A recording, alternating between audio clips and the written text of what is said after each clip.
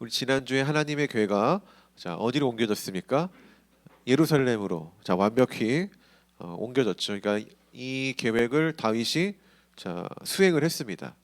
이게 어떤 의미냐? 명실상부 이스라엘의 진정한 왕이다. 그러니까 외부적으로 내부적으로 인정을 받는 사건이라는 거예요. 아시겠습니까? 그런데 오늘 하나님은 그 일이 있는 다음에 다윗을 적대하는 모든 원수들로부터 평화를 허락하셨다. 뭔가 이런 얘기가 나옵니다.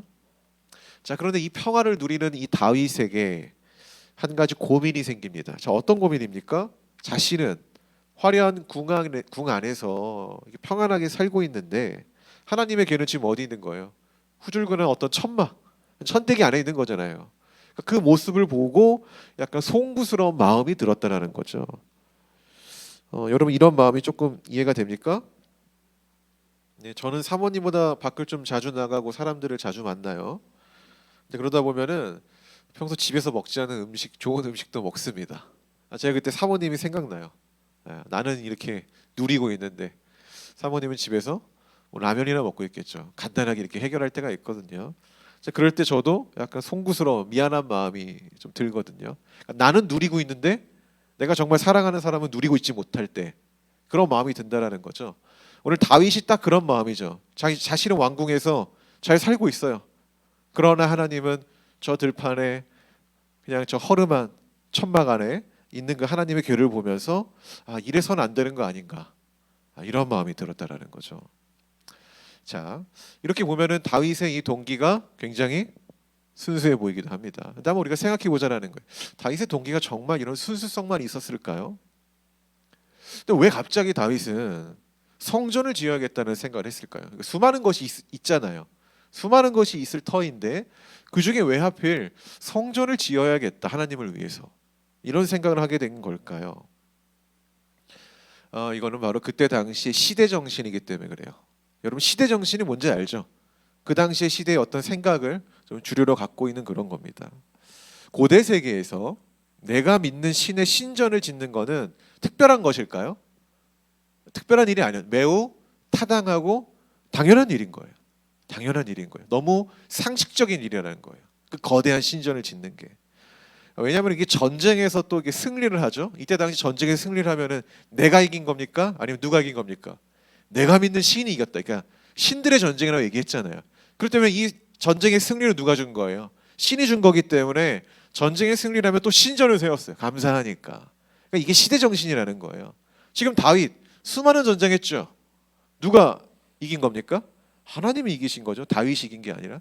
다윗도 그런 생각과 그런 사고가 있었다라는 거예요. 그리고 또 하나 있어요. 다른 나라를 가보니까 이 신전이 너무 멋진 거죠. 뭐 다곤이나 이런 신전. 근데 하나님의 걔는 어때요? 초라합니다. 그렇게 다윗은 어떤 이런 하나님에 대한 어떤 송구스러움, 동시에 당연히 내가 믿는 신이라면 뭐가 필요하다? 신전이 있어야 된다라는 이 시대 정신에 따라 지었다라는 거예요. 또한 이 신전의 크기는 그때 당시 뭐냐면은 국격이었습니다. 국격. 그러니까 내가 믿는 신이 더 커야, 신전이 더 커야 그 나라의 뭐가 높아지는 거예요? 국격, 위상이 높아지는 거죠. 그러니까 그러한 생각을 가지고 제안을 했다라는 거예요. 한동안 한국 교회의 이 시대 정신 중 하나가 교회 건축인 적이 있었습니다. 교회 건축. 교회들이 많이 이렇게 지어지는 모습들 보셨습니까? 저도 굉장히 많았는데 왜 그런 흐름들이 생겼는지 모르겠지만 너도 나도 교회 부지를 사서 교회 건축을 하는데 앞장섰어요. 근데 뭐 이게 잘못된 건 아니에요. 교인이 많아지고 이 건물이 낙후되면은 당연히 건축을 하는 게 맞다고 저는 생각을 합니다. 그러나 모든 교회가 그러한 이유로 건축을 했을까요? 그렇지 않았다라는 거예요. 형편이 안 되면서 무리하게 대출을 받아서 교회 건축을 하는 이 교회들도 상당수였다라는 거예요. 그러다 보니 어떤 결과가 나올까요? 지금 이제 그런 결과들이 많이 나왔는데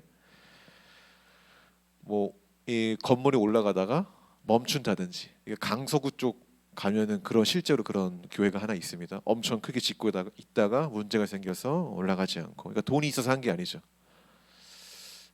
또는 나중에 이단에게 팔려서 이게 경매로 넘어간다든지 이런 일들이 있다라는 거예요. 이런 일들이. 근데 이 사람들이 왜 이런 일을 했을까? 뭐 성경에 보면은 입을 크게 벌려라. 하나님이 채우실 것이다. 뭐 이런 성경 말씀이 있거든요. 그런 걸 여기에 적용을 해가지고 성전을 크게 지으면은 하나님이 여기 성도들을 다 채울 거야라는 정신 승리가 있던 거죠. 이런 건 믿음이 아닙니다. 그런 게 있던 거죠. 여러분 어쨌든 이런 이단에게 팔리는 어떤 초유의 사태까지 지금 벌어지고 있는데 우리 교회가 속한 이 작은 교단에서도 굉장히 오랜 역사가 있는 교회가 있었어요.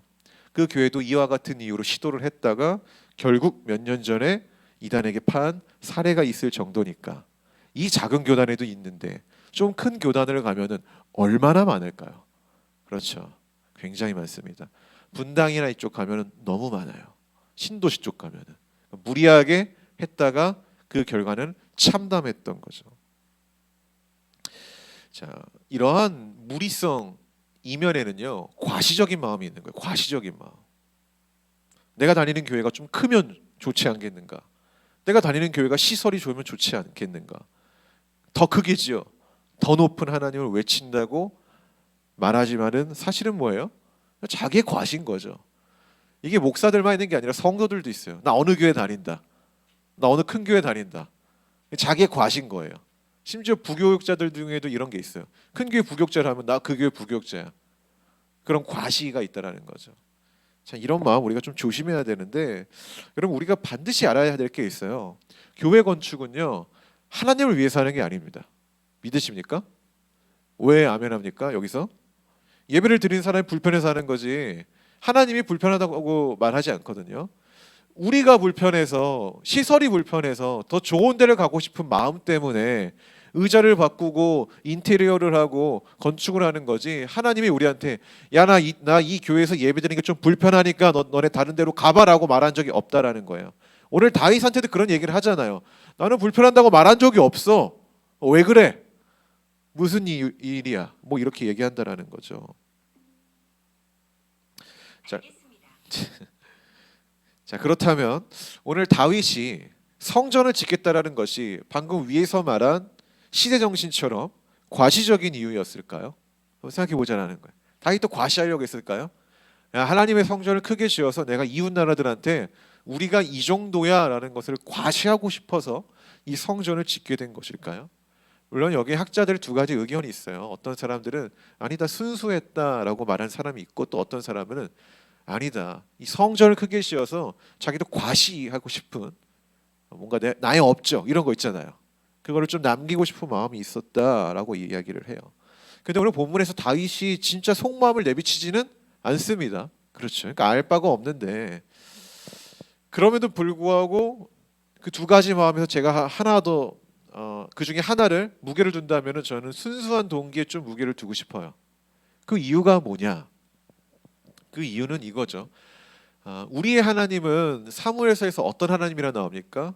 외모보다는 마음을 보시는 하나님이라고 나와요. 그렇죠? 근데 그 하나님이 오늘 이 다윗의 제안 정말 자기가 과시하고 싶은 마음으로 성전을 그러니까 하나님의 집인 신전을 짓겠다라고 제안했다면 하나님이 다윗을 심판했을 거예요. 그렇지 않겠습니까? 그걸 아시니까. 근데 오늘 본문을 보면은요. 그것을 완전히 거부는 하지 않는다라는 거예요. 그리고 다윗에 대한 어떤 심판도 나오지 않는다라는 거예요. 그러니까 혹여나 다윗한테 두 가지 마음이 있더라도 오늘 본문을 보면 다윗은 조금 더 순수한 동기에 의해서 이 하나님의 집을 좀 지어야겠다라는 제안을 했다라는 것입니다. 자, 어떤 동기든 간에 결과적으로 하나님의 집을 지어야겠다라는 마음을 가진 다윗은 행동에 들어가기 시작하는데 그 행동에 들어가기 시작하기 전에 한 가지 검증을 받으려고 해요. 그렇죠? 누구를 찾아갑니까? 나단. 자, 나단에게 어떠한 조언을 구해요. 그러니까 내가 이걸 해야 됩니까? 말아야 됩니까? 이건 뭐예요? 이게 하나님이 원하는 겁니까? 원하지 않는 겁니까? 너무나 당연한 수순이죠. 저 이러한 다윗의 어떤 그 과정, 프로세스는 굉장히 좋은 거라고 생각이 됩니다. 근데 그 이야기에 나단 선지자가 어떻게 대표요? 해라. 잘 될 것이다. 이렇게 답한다라는 거예요. 자, 그 다음 구절 봅시다. 4절부터 7절입니다. 그 밤에 여호와의 말씀이 나단에게 임하여 이르시되 가서 내 종 다윗에게 말하기를 여호와께서 이와 같이 말씀하시되 네가 나를 위하여 내가 살 집을 건축하겠느냐. 내가 이스라엘 자손을 애굽에서 인도하여 내던 날부터 오늘까지 집에 살지 아니하고 장막과 성막 안에서 다녔나니 이스라엘 자손과 더불어 다니는 모든 곳에서 내가 내 백성 이스라엘을 먹이라고 명명한 이스라엘 어느 지파들 가운데 하나에게 내가 말하기를 너희가 어찌하여 나를 위하여 백향목 집을 건축하지 아니하였느냐고 말하였느냐. 아멘. 자, 그날 밤 그날 밤 정말 급작스럽게 하나님 갑자기 나단에게 등장해서 뭐 합니까? 스탑이라고 말을 하는 거죠. 아니야. 하지 마. 즉각적인 답변을 주십니다. 여기서 말하면 이런 얘기예요. 아까 제가 위에서 말한 것처럼 나는 집이 필요하다고 말한 적이 없다. 내가 원치 않는데 왜 너네가 그것을 하니? 뭐 이런 툰 거죠. 자, 방금 전까지 이 나단 선지자는 다윗이 말하는 게 하나님의 뜻이라고 정말 긍정의 표현을 했단 말이죠. 근데 하루도 지나지 않아서 그것을 하나님으로부터 부정당하죠. 아니야, 그게 아니야. 자, 여러분, 이 대목에서 우리가 보호할 점이 있어요. 그게 뭐냐면은 아무리 신실한 선지자여도 틀릴 때가 있다라는 거예요. 믿으십니까? 아무리 신실한 목사여도 틀릴 때가 있다라는 거예요. 저를 포함해서 틀릴 때가 있습니다. 여러분, 사람을 너무 의지하지 마십시오. 사람은 틀릴 때가 있습니다. 요즘 기독교와 관련된 유튜브를 보면은요, 되게 재밌는 게 많아요. 검색해 보세요. 조금만 검색하면은요, 와우, 정말 초인적인 능력을 가진 사람들이 유튜브 세계에 되게 많아요. 심지어 조회수가 수십만이 돼요. 그 중에 하나의 영상을 제가 봤는데 자칫 기름 부음을 받았다는 사역자의 막 손에서 전기가 나가요. 전기가. 그래서 여기 닿으면 막 감전이 되는 거야. 그런 영상을 올려놨더라고. 이거 한국인인데 젊은 애인데 옛날에는 이빨이 금으로 바뀌고 손에서 막 장풍이 나가고 막 불이 나가고 그랬거든요. 요즘에 트렌드가 바뀌었어요. 전기가 나갑니다. 고민을 해보는 거예요. 왜 하나님의 능력은 이런 원소로 나타나는 걸까? 원소 기호잖아요. 불, 전기. 전기는 요즘 나오죠. 처음 봤어요, 진짜 그 트렌드를. 근데 더 놀라운 건 뭐냐면은 이런 사람들을 따르는 자들을 많다라는 거예요. 그래서 어떤 목사가 그런 영상을 보고 저건 하나님의 능력이 아닙니다 이렇게 얘기하죠. 득달같이 달려들어서 네가 뭔데 네가 목사냐 이러면서 막 엄청 욕을 해요. 그거 보면은 알고리즘이 되게 무서운 것 같아요. 비슷한 사람들이 보는 거거든요. 또 이제 어떤 사람은 이 사람을 좀 이렇게 옹호하기 위해서 영상을 찍어서 올렸어요. 그러면서 누가복음 말씀을 빗대어서 이렇게 얘기를 해요. 오히려 사역자가 능력이 없으면 하나님 앞에서 부끄러운 것 아닙니까? 능력 없음을 회개하십시오. 이렇게 얘기한다라는 거예요. 그거 보면서 이제 역시 끼리끼리 노는구나 이제 그런 생각을 했는데 여러분 맞아요. 사역자가 능력이 없으면 안 돼요. 그건 인정합니다. 다만 그 능력이 어떤 능력이냐는 조금 다르다라는 거죠. 성경에 보면 그 능력이 뭐라고 나옵니까? 성경이 9가지 열매잖아요. 오래 참음, 사랑, 자비하심, 인내 이런 능력이 나타나는 거잖아요. 예수님이 말씀하셨고 그 위에 사도들이 이야기를 했잖아요.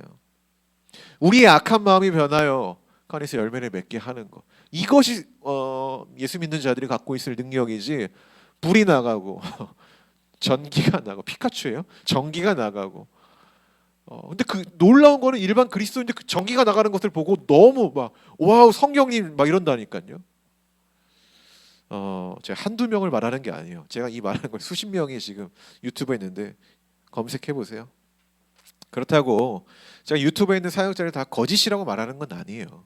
분명 맞는 부분도 있겠죠. 맞는 부분도 있지만은 그렇다고 우리가 모든 것을 다 쉴드 쳐주면 안 된다는 거예요. 하나 맞다고 이것도 맞다? 그렇게 생각을 해서는 안 된다라는 거죠. 오늘 본문에서 나단 선지자가요. 하나님을 굉장히 잘 따랐던 사람이고 하나님의 음성을 잘 들었던 사람이에요. 근데 그 사람이 실수하죠. 왜 실수했을까요? 그럼 왜 실수했다고 생각하십니까? 제가 볼 땐 이거예요. 다윗이 말하니까 그냥 맞다라고 생각을 한 거예요. 이게 무슨 의미인지 아세요? 다윗이 어떤 사람이에요? 기름 부음 받은 사람이죠. 그리고 왕이 됐는데 사울과 같은 경로로 왕이 됐습니까? 아니요. 왕을 죽일 수 있고 반란을 일으킬 수 있는 기회가 왔는데도 그걸 거절했던 사람이, 그러니까 정의로웠던 사람이라는 거예요. 그 사람을 누가 또 인정했어요? 하나님이 인정했죠. 또 여호와의 궤를 아무도 400년 동안 아무도 가져오지 못했는데 누가 가져왔어요? 다윗. 하나님이 인정했다는 얘기예요. 하나님이 인정한 그 다윗이 얘기하니까 나단 선지자도 순간 방심한 거예요. 아, 하나님이 인정한 다윗이 얘기하니까 이번 것도 맞겠지. 이번 것도 당연히 패스겠지. 생각을 하고 선지자로서 하나님께 묻고 나아가야 되는 절차를 없애고 그냥 믿어버린 거죠. 우리도 그렇지 않습니까? 우리도 그래요. 우리도. 그럼 제가 여기서 거짓말을 해도 여러분 믿을걸요? 그냥 제가 하나 맞았다고 해서 다른 것도 우리 보통 신뢰하잖아요. 보통 우리가 그렇게 접근하는데 그래서는 안 된다라는 거죠. 결국에 위대한 선지자 나단이 실수한 건 뭐예요? 검증해 보지도 않고 사람 말 자체를 그냥 신뢰해 버린 거예요. 저 사람이 말하는 거 그냥 맞겠지라는 거. 저 사람 전문가니까, 저 사람 하나님의 사람이니까 저 사람이 말하면은 맞는 거겠지. 가끔 사역을 하다 보면은 헷갈릴 때가 많아요. 그러니까 이게 정말 하나님이 원하는 건지 아니면은 내가 그냥 원하는 일인지를 헷갈릴 때가 많다라는 거예요. 좀 공감하십니까? 이 두 가지가 딱 맞아 떨어지면은 좋겠지만 그런 일은 확률상 거의 없어요. 정말 거의 없어요. 매우 적어요. 그러나 우리는 분별해야 되죠. 이 내 생각이 하나님의 뜻이 맞을까? 라는 고민을 해봐야 된다는 거예요. 그러면 중요한 거는 그걸 어떻게 할 수 있냐라는 거죠. 어떻게 할 수 있어요? 내 생각이 하나님의 뜻과 맞을까? 그걸 어떻게 알 수 있냐라는 거죠. 근데 이게 되게 쉬워요, 사실은. 적용하기는 어려운데 쉽게 답할 수 있는 문제인데, 그게 뭐냐면은 하나님이 어떤 분이신지를 곰곰이 생각해 보면 알 수 있어요. 자, 이게 무슨 의미냐? 오늘 다윗의 오류 제가 얘기해 볼게요. 나단 선지자의 실수. 하나님이 어떤 분이신지에 대해서 생각이 없이 일을 진행했기 때문에 그런 거예요. 자, 생각해 보세요. 신전이라는 게 뭡니까? 이 말의 뜻이 뭐예요? 신이 사는 집이죠. 집이란 뭐예요? 간단히 말해서 내가 쉴 수 있는 공간 또는 나를 보호하는 공간이에요. 자, 여러분 집에 있으면은 우리가 밖에 있을 때보다 경계심이 어때요? 편안해지죠, 더. 왠지 아십니까? 이 집이라는 공간이 나를 보호하고 있다고 생각하기 때문에 그런 거예요. 그렇기 때문에 우리가 좀 더 집에서 더 편안하게 자유롭게 있을 수 있는 거예요. 그러니까 결국에는 이 집이라는 건 뭐예요? 인간을 보호하려고 만든 거예요. 아시겠습니까? 자려고 만든 게 아니라 내가 잘 때도 나를 보호해줄 뭐가 필요하기 때문에 만든 게 집인 거예요. 옛날에 동굴에 살았다고 하잖아요. 왜요? 비로 나를 보호해야 되니까, 바람으로 나를, 추위로부터 나를 보호해야 되니까. 그러다 집이 만들어진 거잖아요. 결국에 집이라는 건 뭐냐면은 나를 보호하는 수단 중에 하나라는 거죠. 그런데 하나님이 이런 물리적 보호를 받으며 살아가는 존재인가요? 지금 하나님한테 집을 지어주겠다고 이야기를 하는 거잖아요. 그 말은 뭐냐면은 하나님, 제가 하나님을 좀 돌볼게요. 하나님에게는 좀 보호가 필요합니다. 이런 언행이 되는 거예요. 하나님한테는. 근데 하나님은 보호가 필요한 분이 아니거든요. 하나님은 그런 분이 아니고. 그리고 다윗과 같은 경우 나단 선지자가 신전에서 하나님을 만났나요? 아니잖아요, 그렇죠? 그런 적이 없어요. 특히 이 다윗은요, 광야에서 어떤 그 치열한 전투라는 삶 속에서 만났어요, 하나님을. 그러니까 하나님이 어디에 계신지 조금만 생각해 보면은 다윗은 알 수 있거든요. 하나님은 이런 신전에 거하시는 분이 아니지. 그러니까 하나님한테는 집이 필요한 게 아니구나라는 것을 생각을 할 수 있는데 그것을 놓쳤다라는 거죠. 여러분, 나의 계획이 하나님의 뜻과 맞는지 확인해 보고 싶죠? 그럼 성경을 읽으세요. 그 성경에 하나님에 대해서 가장 잘 나와 있어요. 하나님에 대해서 깊이 배우셔야 됩니다. 그리고 성경 속에 나타난 그 하나님의 존재를 우리가 생각하면서 나의 계획을 그 존재성에 한번 적용해 보는 거예요. 그러면은 내 계획이 하나님의 일인지 전혀 빗나간 일인지 조금 번거롭고 시간이 걸리겠지만은 알 수 있다라는 거죠. 하나님의 뜻을 예배당에 나와서 무릎 꿇고 3시간 기도해서 야, 그래, 내 마음에 흡족함이 왔어. 그렇게 하는 게 하나님의 뜻이 아니라 하나님의 속성에 맞는 일을 하는 것이 하나님의 뜻이라는 거예요. 근데 오늘 이 다윗이 하나님을 위해 집을 지어야겠다. 하나님도 좀 돌봄이 필요합니다라고 말하는 것은 하나님의 속성과 전혀 맞지 않는 이야기라는 겁니다. 그럼 여러분, 우리가 성경을 읽으면서 나의 오류를 발견하고 좀 방향을 바꾸는 그 하나님을 만나시기 바랍니다. 할렐루야. 마지막 8절에서 17절 한 번에 읽어봅시다. 그러므로 이제 내 종 다윗에게 이와 같이 말하라. 만군의 여호와께서 이와 같이 말씀하시기를 내가 너를 목장 곧 양을 따르는 데에서 데려다가 내 백성 이스라엘의 주권자로 삼고 네가 가는 모든 곳에서 내가 너와 함께 있어 네 모든 왼수를 네 앞에서 멸할선즉 땅에서 위대한 자들의 이름같이 네 이름을 위대하게 만들어 주리라. 내가 또 내 백성 이스라엘을 위하여 한 곳을 정하여 그를 심고 그를 거주하게 하고 다시 옮기지 못하게 하며 악한 종류로 전과 같이 그들을 해하지 못하게 하며 전에 내가 사사에게 명령하여 내 백성 이스라엘을 다스리던 때와 같이 아니하게 하고 너를 모든 원수에게서 벗어나 편히 쉬게 하리라.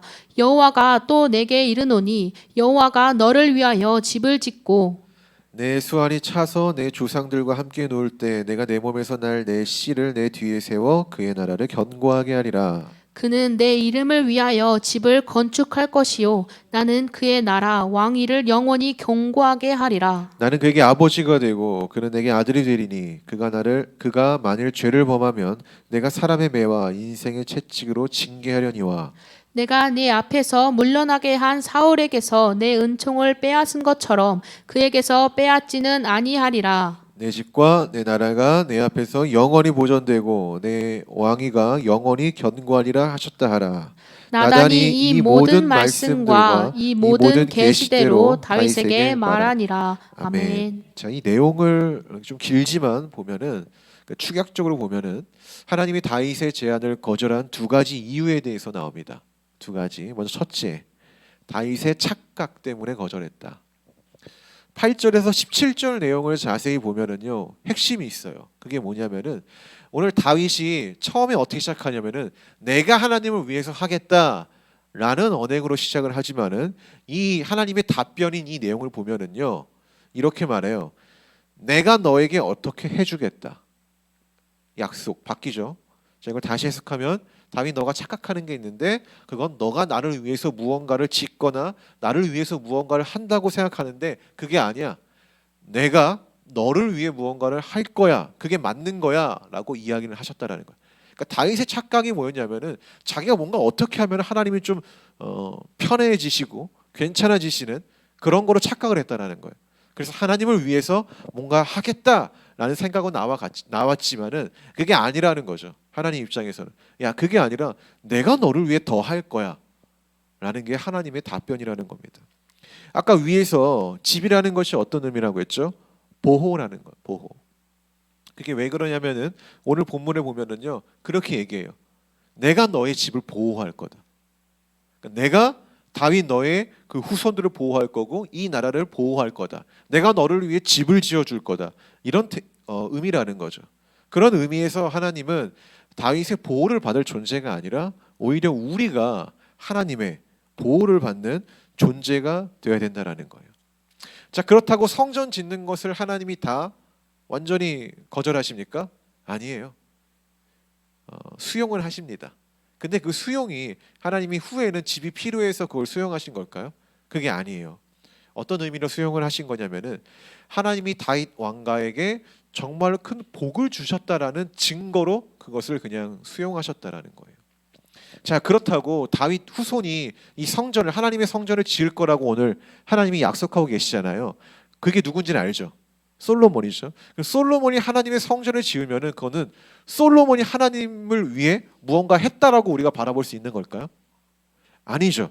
솔로몬이 나중에 후대에 하나님을 위해 성전을 지을 수 있는 거는 전대에 하나님이 다윗에게 약속하신 것처럼 수많은 복과 재물을 허락하셨기 때문에 지을 수 있던 거예요. 그 말은 뭐냐면은 하나님이 주신 걸로 지었으니 그것은 솔로몬의 영광이 될 수 없다라는 거죠. 이게 우리가 사역할 때 하는 마음과 굉장히 똑같다라는 거예요. 자, 여러분, 우리가 하나님을 위해 무언가를 하는 것 같이 생각할 때가 있어요. 그게 왜 그런지 아십니까? 하나님이 나에게 먼저 주셨다라는 것을 삭제했기 때문에 그런 거예요. 잘 보십시오. 헌금할 때 그런 생각 든 적 있죠? 분명히 있어요. 왜든지 아십니까? 그게 삭제돼서 그래요. 내가 주님을 위해 이렇게 했다라는 생각이 들 때가 많다라는 거예요. 근데 이것도 삭제된 거예요. 앞에 하나님이 어마어마한 것들을 나에게 주셔서 내가 이것을 그냥 감사의 마음으로 하는 건데, 어마어마한 것을 주신 하나님을 삭제하니까 인간의 영광만 남는 거예요. 솔로몬의 성전이 그렇게 해서 망한 거예요. 하나님이 주신 이 영광을 기억하지 아니하고 솔로몬의 영광만 드러내다 보니까 결국에 무너진 거라는 거죠. 오늘 약속을 보면 뭐라고 나옵니까? 너가 죄를 지으면 어떻게 할 거다? 징계를 얻을 거다라고 얘기하잖아요. 그 앞에 있는 하나님의 축복을 삭제하고 인간의 행위 드러나, 이 영광만 드러나다 보니까 솔로몬은 결국 죄를 짓게 돼요. 그렇죠? 그러다 보니까 하나님의 징계로 이 한 나라가 두 나라로 쪼개지고 나중에 사라지게 되죠. 성도 여러분, 우리가 헌금을 할 수 있는 것도, 우리가 하나님을 위해 어떤 사역을 할 수 있는 것도 내가 어떤 능력을 갖췄기 때문에 하는 게 아니에요. 하나님이 이미 주셨기 때문에 그 안에서 우리가 잠시 빌려서 하는 거죠. 그럼 좀 이런 생각이 좀 있었으면 좋겠습니다. 할렐루야. 내가 하는 게 아닙니다. 하나님이 주셨기 때문에 우리가 감사의 마음으로 하는 겁니다. 근데 다윗도 그런 생각을 갖고 있었다라고요. 그래서 그 생각을 고치기 위해 오늘 이 제안을 거절하신 겁니다. 자, 두 번째로 하나님이 다윗의 제안을 거절하신 이유는 저는 이거 같아요. 나는 다르다. 나는 다르다라는 것을 보여주기 위해. 다윗은 왕이 되기 전에 이방 나라를 좀 자주 다녔던 왕이에요. 그렇죠. 물론 원하는 여정이었을까요? 아닙니다. 원치 않는 여정이었지만은 그 원치 않는 여정 가운데 이스라엘뿐만 아니라 그 옆에 있는 주변 국가들도 꽤 많이 돌아다녀 봤던 사람이에요. 그 말은 뭐예요? 다른 나라는 어떻게 살아가는지 잘 알고 있던 사람이고, 오늘 본문에 빗대어 보면은 다른 나라는 신을 어떻게 모시는지에 대해서 목격을 했던 사람이라는 거예요. 그렇겠죠. 근데 그것을 보니까 어때요? 야, 저 나라들은 아까 말한 것처럼 신전을 어마어마하게 짓는구나. 저렇게 신을 모시는구나. 그걸 봤다라는 거예요. 그래서 자기도 왕이 되었을 때 그 나라들처럼 저렇게 신전을 만들어서 이 재물을 갖고 하나님 앞에 나올 수 있는 그러한 뭔가 이 그런 뭔가 장소를 만들어야겠다, 이렇게 생각을 했던 거죠. 그러니까 이 다윗이 신전을 만들어야겠다는 이 생각의 이면에는 뭐가 있었냐면 하나님이 주신 메시지가 아니라 자기가 옛날에 이방 나라를 바라보면서 봤던 그 우상의 신전을 모티브로 해서 생각해낸 거라는 거예요. 이해하셨습니까? 근데 이 당시 우상을 섬기는 자들이 이 우상을 섬기는 방식을 보니까 독특해요. 그동안 이 다윗이 좀 봤던 방법이 아니에요. 뭐가 독특하냐? 엄청나게 많은 이 재물들을 신전으로 갖고 와요. 그걸 바치는 거예요. 근데 하나님도 가끔 이런 걸 원할 때가 있었잖아요. 뭐 번제, 화목제, 그렇죠? 원할 때가 있는데 또 독특한 게 있어요. 그게 뭐냐면은 사람을 바쳐요. 인신제사라고 하죠. 자, 여러분 창세기 22장 사건을 좀 기억하셔야 됩니다. 아브라함이 이삭을 하나님께 바치는 내용이 나와요. 그렇죠? 하나님 바치라고 하죠. 근데 이 가나안 지역에서는 우상 숭배하는 자들이 이 사람을 제물로 바침으로 이 신의 진노를 풀어버린다. 그로 인해서 우리에게 평화가 주어진다라고 생각을 했단 말이에요. 실제로 이 어떤 특정 사람을 택하여서 인신 제사를 드리는 겁니다. 불에 던져서.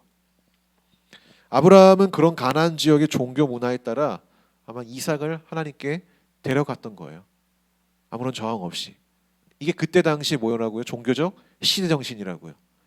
그렇게 신을 섬기는 게 시대 정신이었더라고요. 이삭 또한 아무런 저항 없이 그냥 그 길을 따라갑니다. 그런데 결과가 어떻습니까? 하나님은 이삭을, 다시 말하면 사람을 제물로 받지 않았다라는 거예요. 대신 무엇을 준비하죠? 양을 준비하심으로 사람을 대체하십니다. 자, 이는 어떤 의미냐면은 저 우상들과 하나님은 격이 다른 존재다라고 말을 하는 거예요.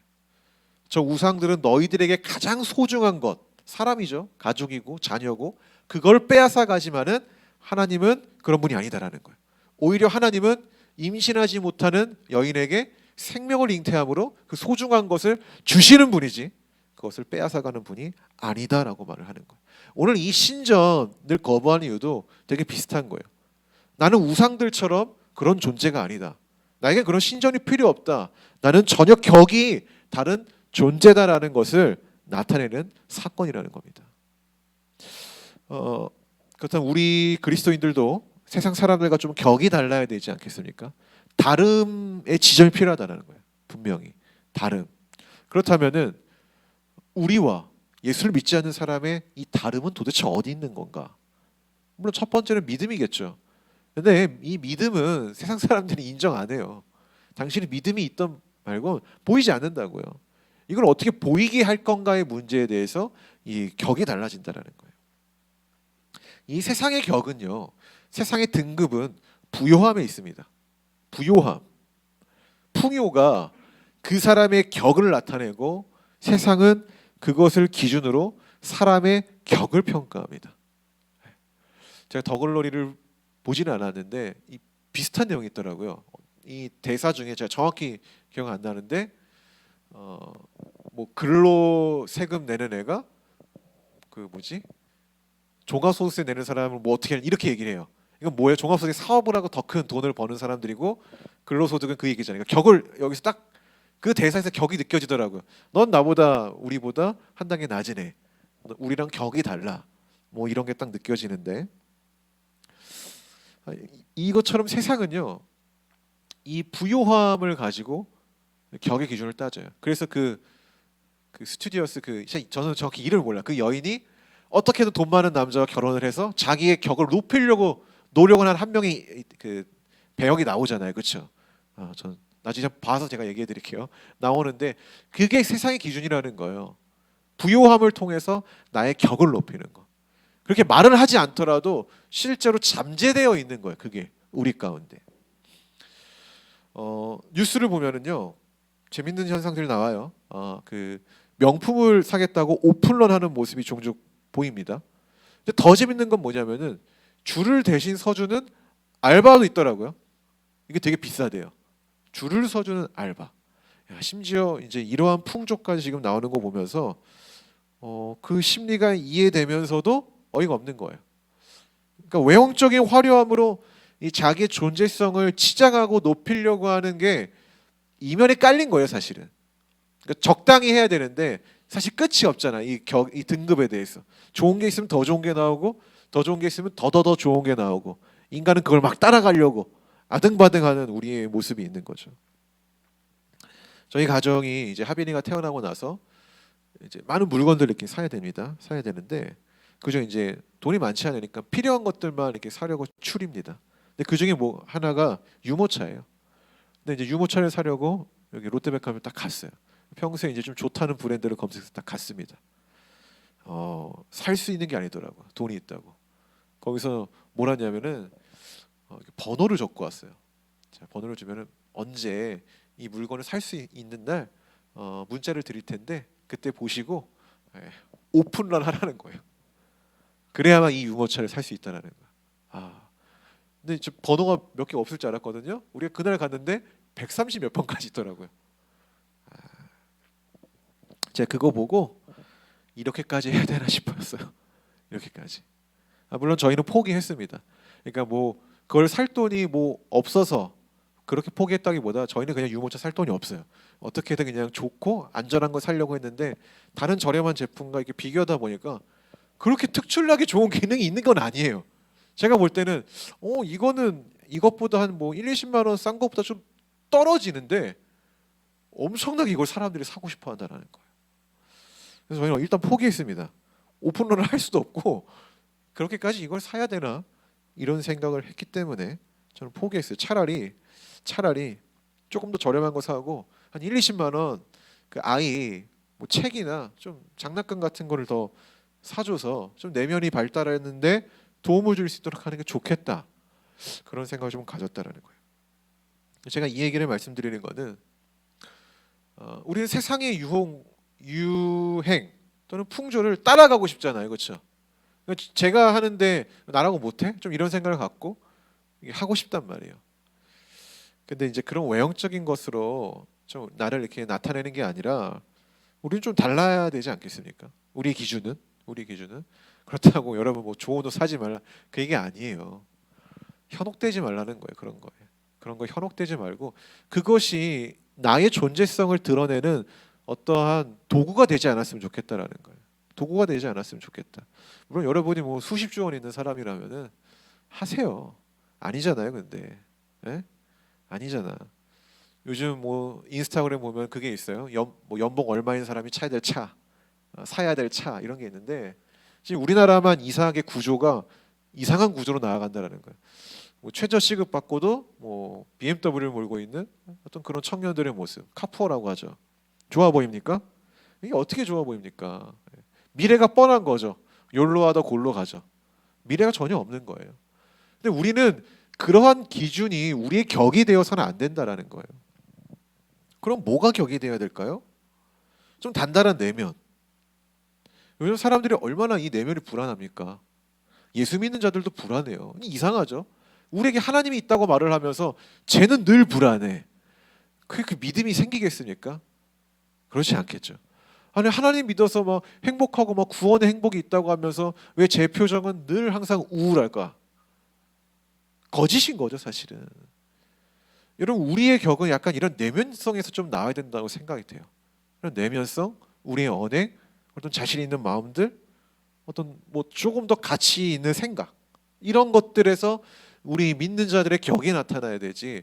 외형적으로 교회를 막 크게 짓고 여기를 막 삐까뻔쩍하게 막